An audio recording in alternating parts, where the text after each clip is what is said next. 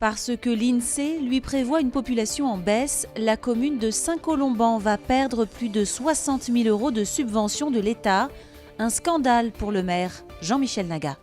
Il est en campagne contre l'INSEE et ses estimations. Selon elle, à 18 habitants près, Saint-Colomban va passer à côté d'une aide de l'État, une aide réservée aux communes rurales, plus de 162 000 € en moins dans le budget de la commune, pour une estimation que le maire conteste formellement. On nous compte 42 habitants par an de plus, de moyenne actuellement, alors qu'on a au moins 35 naissances.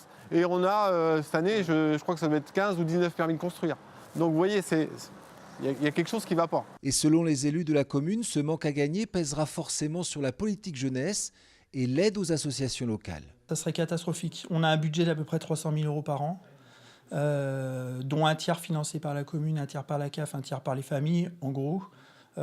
S'il y a un tiers qui diminue, il va falloir qu'on reprenne ailleurs. C'est pas la CAF qui augmentera, donc ça va être soit sur les familles, soit je sais pas. Des craintes également pour les investissements prévus par l'équipe municipale et même pour la gestion quotidienne de la bibliothèque actuellement en travaux. On ne va plus pouvoir embaucher avec 162 000 € en moins. C'est-à-dire que c'est 4,5 équivalent temps plein qu'on nous enlève aujourd'hui. Patrick Bertin a alerté l'INSEE, la préfecture, les parlementaires du département, le ministère de l'Intérieur et même le président de la République. Rien à faire. L'ultime solution, la mobilisation des habitants. Un rassemblement est prévu le 4 mars, soit une dizaine de jours avant le vote du budget par le conseil municipal. C'est un gros week-end de mobilisation qui s'annonce à Nantes en marge du meeting de Marine Le Pen dimanche au Zénith. Samedi, une manifestation est prévue en centre-ville.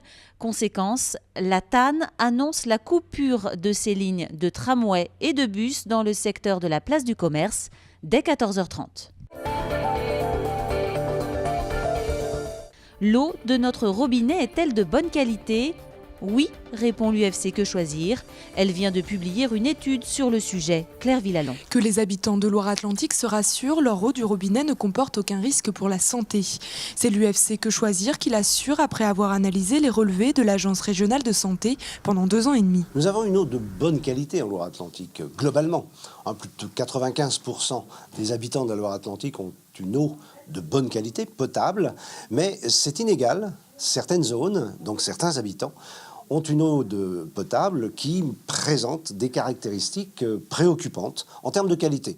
Une qualité d'eau médiocre due notamment aux pesticides utilisés dans l'agriculture.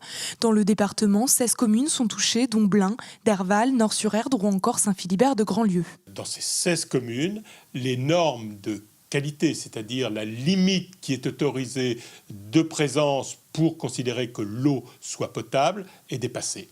Et donc derrière, les distributeurs d'eau doivent mettre des plans d'action pour éliminer ces pesticides.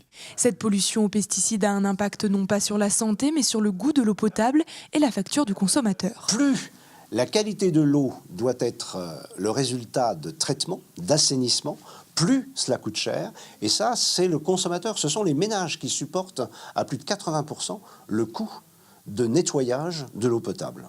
Autrement dit, les agriculteurs et l'industrie polluent et les ménages payent le nettoyage de ces pollutions. Malgré cette situation, l'UFC Que Choisir invite les habitants du département à privilégier l'eau du robinet plutôt que celle en bouteille, beaucoup plus chère et polluante.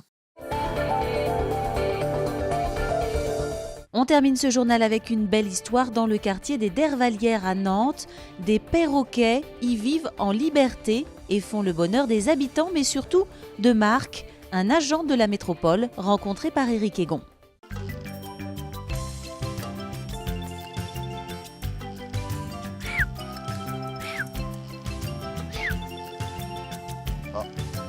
Voilà.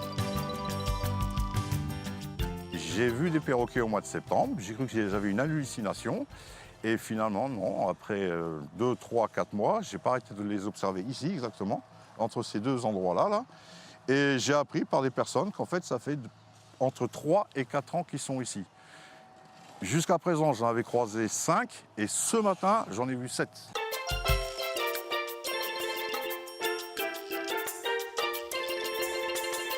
Un seul couple qui, eux, les ont vus depuis 3 à 4 ans et que je ne sais pas s'ils les nourrissent, en tout cas, ils m'ont dit que c'était leur petit bonheur, quoi.